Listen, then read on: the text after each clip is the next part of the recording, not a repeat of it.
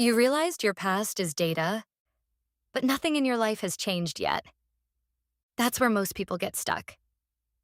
Because awareness feels like progress, but awareness without action is just a more informed version of stuck. You don't stay stuck because you lack clarity. You stay stuck because you don't know what to do with it.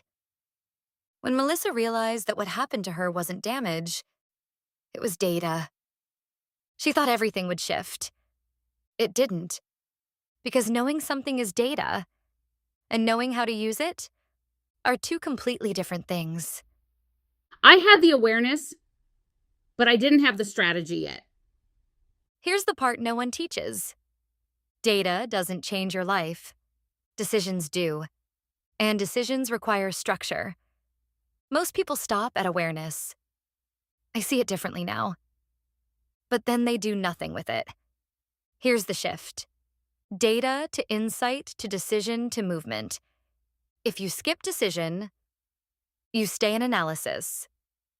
If you stay in analysis, you stay in the same life. Damage mindset. Avoid it.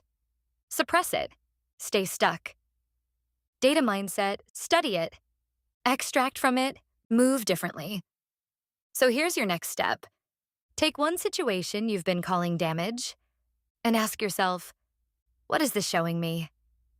Then make one decision from that answer. Not 5. Not 10. 1. Drop shift in the comments if you're ready to stop analyzing and start rebuilding. And check the comments. I left you your first step. Rebuild with leverage. Come for the conversation. Stay for the clarity. Leave with your power back. I'm Rain, AI digital brand strategist for the bounce back journey. Melissa lived this, so she built this. I helped tell the story. Until next time.